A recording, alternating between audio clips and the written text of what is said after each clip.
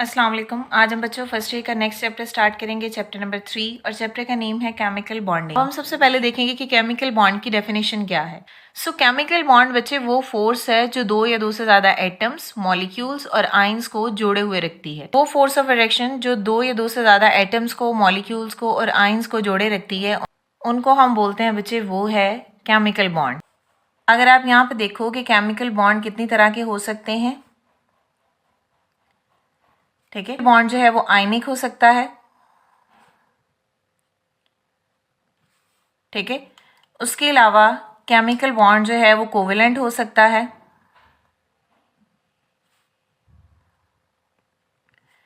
इसके अलावा जो केमिकल बॉन्ड है वो डेटिव हो सकता है, डेटिव यानी कोऑर्डिनेट कोवेलेंट बॉन्ड। इसके अलावा जो है वो केमिकल बॉन्ड वो मेटालिक हो सकता है,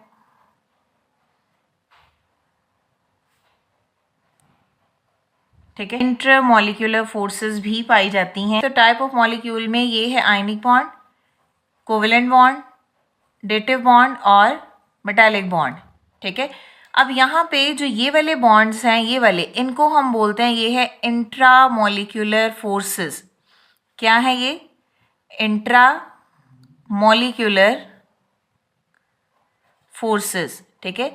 वो फोर्सेस जो विद इन द मॉलिक्यूल हों उसको हम बोलेंगे वो है इंट्रामॉलिक्यूलर फोर्सेस।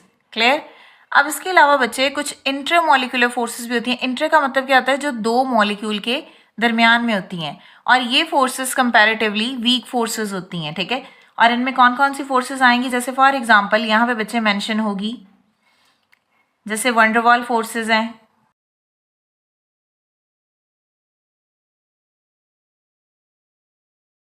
अगर आप यहाँ पे एग्जाम्पल लिखो, एग्जाम्पल में मैंने यहाँ पे लिखा है केमिकल बॉन्ड की हमने एक्सप्लेन करना है ना, तो इनमें से किसी की भी एक टाइप ले लेते हैं। जैसे यहाँ पे हमने HCl की एग्जाम्पल ली है। HCl पे ये पार्शियल पॉजिटिव चार्ज है, ये पार्शियल नेगेटिव चार्ज है, इनके दरमियान इस वाले बॉन्ड को हम बोलते हैं कोवेलेंट बॉन्ड। तो जनरली हम बोलेंगे ये वाली जो लाइन है ये क्या है बच्चे? ये केमिकल बॉन्ड है। और ये केमिकल बॉन्ड की कौन सी टाइप है? कोवेलेंट बॉन्ड है, जिसमें इलेक्ट्रॉन की शेयरिंग से बॉन्ड बनता है। ये हम डिटेल में पढ़ेंगे। जो इंटरमॉलिक्यूलर फोर्सेज हैं वो बिटवीन द मॉलिक्यूल्स होती हैं। जैसे फॉर एग्जाम्पल बच्चे, यहाँ पे एक HCl है, यहाँ पे दूसरा HCl है। इन दोनों HCl के मॉलिक्यूल के दरमियान जो वीक फोर्स ऑफ अट्रैक्शन होती है, इसको हम बोलते हैं ये है इंटरमॉलिक्यूलर फोर्सेस। क्योंकि ये वीक फोर्सेस होती हैं इसलिए हम इंटरमॉलिक्यूलर फोर्सेस को प्योर केमिकल बॉन्ड नहीं बोलते। इसके अलावा बच्चे अब इस चैप्टर में कुछ मॉडर्न थेरीज पढ़ेंगे, जिसमें वेस्पर है, VBT है, हाइब्रिडाइजेशन है और MOT है। तो सबसे पहले बच्चे हम इन बॉन्डिंग्स को वन बाय वन करके एक्सप्लेन करेंगे, उसके बाद हम थेरीज को पढ़ेंगे। क्लियर है यहाँ तक?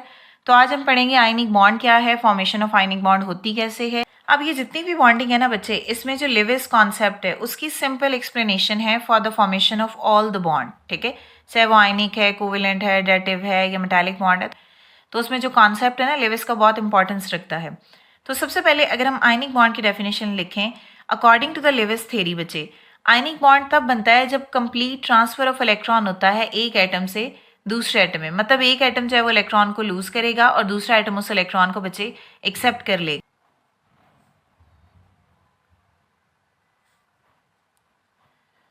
Is formed by the complete transfer of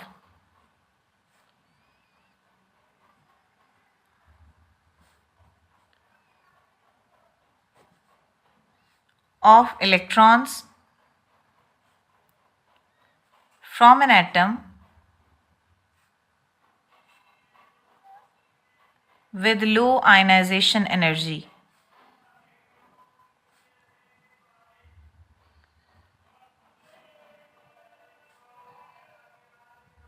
to another atom with high electron affinity.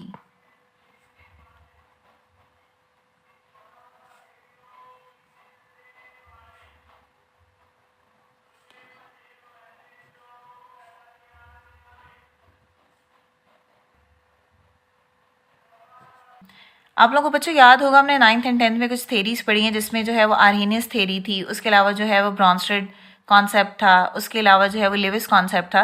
तो जो लिविस का कॉन्सेप्ट था मोर अप्रोप्रिएट बिकॉज इसमें जो है वो इलेक्ट्रॉन्स की इन्वॉल्वमेंट थी। तो according to the Lewis theory the ionic bond is form by the complete transfer of electron. Ionic bond कब बनेगा बच्चे? जब इलेक्ट्रॉन की कंप्लीट ट्रांसफर होगा, यानी इलेक्ट्रॉन कंप्लीट जो है वो मूव करेगा, निकलेगा किसी एक जगह से और दूसरी जगह पे जाएगा, ठीक है। यानी कोई एक एटम इलेक्ट्रॉन को लूज करेगा और दूसरा उसको एक्सेप्ट करेगा by the complete transfer of electron from an atom with a low ionization energy. और वो कौन से एलिमेंट है जिनकी आयनाइजेशन एनर्जी लो होती है बच्चे? वो होते हैं ग्रुप 1 और ग्रुप 2 एलिमेंट्स, ठीक है। तो नॉर्मली अगर हम इन दोनों को कंपेयर करें तो ग्रुप 1 की ज़्यादा आयनाइजेशन एनर्जी लो होती है, लेकिन अगर हम कलेक्टिवली देखें तो पीरियोडिक टेबल में इन दोनों की आयनाइजेशन एनर्जी लो होती है। तो क्या होगा? Complete transfer of electron from an atom with low ionization energy. अब जब लो आयनाइजेशन एनर्जी वाले एलिमेंट से इलेक्ट्रॉन निकलेगा तो वो कहाँ जाएगा? To another atom with high electron affinity. और हाई इलेक्ट्रॉन एफिनिटी में कौन कौन से ग्रुप आते हैं बच्चे? इसमें ग्रुप आते हैं 16 और ग्रुप 17। लो आयनाइजेशन का मतलब क्या होता है कि कम एनर्जी पे इलेक्ट्रॉन निकल सकता है, ठीक है। तो थोड़ी सी एनर्जी देंगे तो एटम के आखिरी शेल से इलेक्ट्रॉन निकल जाएगा। और इलेक्ट्रॉन एफिनिटी का मतलब बच्चे क्या होता है कि इलेक्ट्रॉन की एडिशन, जब कोई एटम इलेक्ट्रॉन ऐड करेगा तो एनर्जी वहाँ से रिलीज होगी। तो ग्रुप 16 एंड 17 है। अब ग्रुप 16 के जो एलिमेंट है इनके आखिरी शेल में 6 इलेक्ट्रॉन है, इनको 2 इलेक्ट्रॉन चाहिए, तो ये इलेक्ट्रॉन एक्सेप्ट करेंगे। तो जब कोई एटम इलेक्ट्रॉन एक्सेप्ट करता है, जितनी एनर्जी वहाँ से रिलीज होती है उसको हम बोलते हैं इलेक्ट्रॉन एफिनिटी। तो अब हम यहाँ पे बच्चे एक्सप्लेन करते हैं एग्जाम्पल से, आपको मजीद क्लियर होगा। ग्रुप 1 के एलिमेंट है, इनके आखिरी शेल में जस्ट 1 इलेक्ट्रॉन है। ग्रुप 2 के एलिमेंट है, इनके आखिरी शेल में 2 इलेक्ट्रॉन है।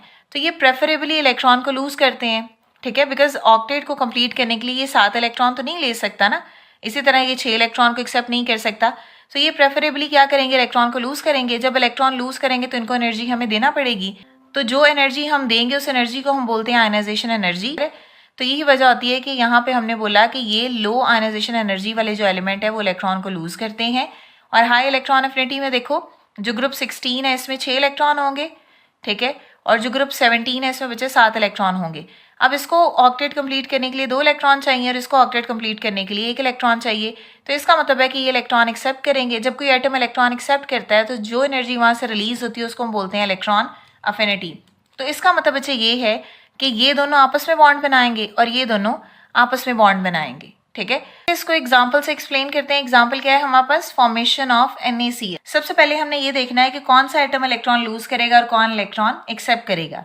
तो बच्चे सोडियम का एटॉमिक नंबर होता है 11, ठीक है, और क्लोरीन का एटॉमिक नंबर होता है बच्चे 17। अगर आप इलेक्ट्रॉनिक कन्फिग्रेशन लिखो तो पहले में 2 इलेक्ट्रॉन, अगले में 8 इलेक्ट्रॉन और लास्ट वाले में 1 इलेक्ट्रॉन आएगा, ठीक है। इसी तरह अगर इसकी इलेक्ट्रॉनिक कन्फिग्रेशन लिखो तो 2, 8 और 7। इसका मतलब है बच्चे कि सोडियम का लास्ट इलेक्ट्रॉन है ये और क्लोरीन का लास्ट इलेक्ट्रॉन है ये। तो सोडियम के आखिरी शेल में 1 इलेक्ट्रॉन है, क्लोरीन के आखिरी शेल में 7 इलेक्ट्रॉन है। बच्चे सबसे पहले तो क्वेश्चन ये आता है कि कोई भी एटम बॉन्ड बनाता क्यों है? उसने खुद को स्टेबल करना होता है, ठीक है। और स्टेबिलिटी हमारे पास क्या होती है? Duplet and octet rule. अब यहाँ पे देखो, अगर यहाँ पे इस एटम को ऑक्टेट रूल कंप्लीट करना है तो इसका मतलब है कि इसको लास्ट शेल में 8 इलेक्ट्रॉन पूरे करना होंगे। अगर हम यहाँ पे चांसेस देखें तो 1 इलेक्ट्रॉन को निकालना आसान है बनिस्बत ये कि 7 इलेक्ट्रॉन को ये ऐड करे।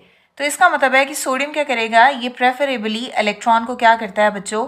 लूज, ठीक है। बिकॉज जब ये इलेक्ट्रॉन को लूज करेगा तो अब इसका आखिरी शेल कौन सा है? ये वाला, और इसके आखिरी शेल में इलेक्ट्रॉन कितने हो जाएंगे? 8, ठीक है। तो इस केस में सोडियम पे चार्ज क्या होगा बच्चे? पॉजिटिव, और एटॉमिक नंबर इसका क्या होगा?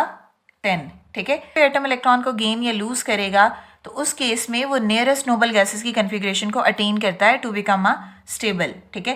तो इसका मतलब है ये वाला एटॉमिक नंबर किसका है बच्चे? ये एटॉमिक नंबर है नियॉन का, ठीक है। क्लोरीन के आखिरी शेल में है 7 इलेक्ट्रॉन। अब इसने अपना ऑक्टेट कंप्लीट करना है तो इट मीन्स दैट कि इसको या तो 1 इलेक्ट्रॉन चाहिए या ये 7 इलेक्ट्रॉन लूज कर दे।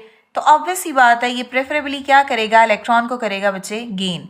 जब ये गेन करेगा तो इस पे चार्ज क्या आ जाएगा? नेगेटिव, और इस केस में इसका एटॉमिक नंबर क्या आ जाएगा? 18।